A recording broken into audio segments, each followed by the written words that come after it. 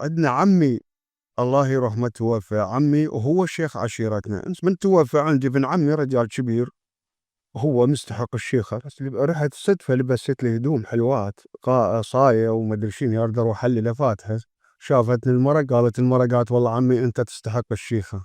شوف التايه اللي يسمع حكاية المرأة من قالت هيك ظلت ترن براسي، والله انا استحق الشيخة، اي والله استحقها صدق، المفروض لي الشيخة.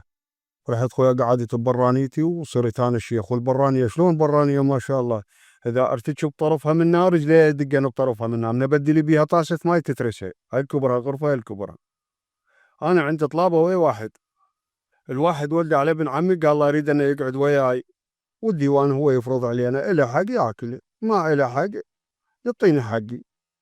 قال هذا خوش حكايه، ودى له واحد عليه، وجاني الواحد قال ابن عمك يقول باكر يجي للمضيف، وهذا الزلمه هيك سالفته هاي، وانا شيخ شلون اجي للمضيف؟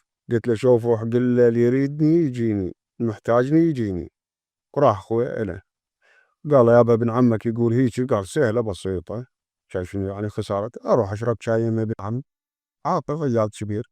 اجى شرب شاي يمي وقال يابا باكر الرجال هذا يقعد هيك، والجاويد وعمامنا الكبار الشياب يقعدون، واذا يشوفون الصح من الغلط اللي يقولونه هذا هو. قلت له انا يفرض علي ديوان، انا اللي افرض على الديوان.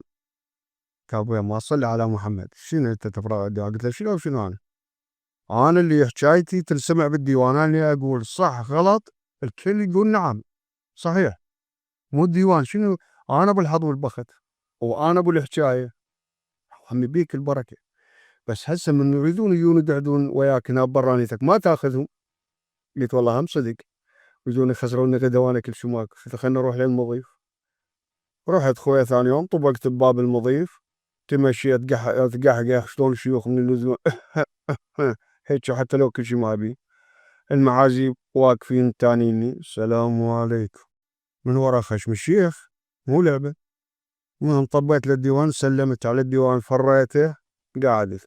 يابا صبحك الله بالخير، صبحك الله بالخير والعافيه، صبحك الله بالخير والعافيه، قوه حكي. جاب لي المعزب الماي، قلت له نزل ايدك ابني، لا تخلي الطاسه اعلى من راس القاعد، نزل ايدك عود يفتهم. نزل ايده هم رجع الهم، قال استغفر الله يا ربي، اللهم صبرك يا روح ويا هذا التايه. سولفوا قالوا عمامي يابا هاي السالفه هاي مدري شنو، انا شو يقولون عكسهم، لازم حكايته تمشي. قال ابن عمي يا معود هذا، انا عكسهم رادوا من عندي، يدخيل الله ماكو. قلت روح ابن عمي، قال التفت على فروخه، قال لكم فروخه واخوته جاي، قال لكم ما تشتمون هذا، شتموه شنو احنا نصند له؟ كيفك انت الناس تجينا تعال ها تشتموني انا؟ تدرون اذا مسيتوني انا تسقط المحافظه؟ ايش دعوه لك يا تسقط امير انت على اساس تسقط المحافظه؟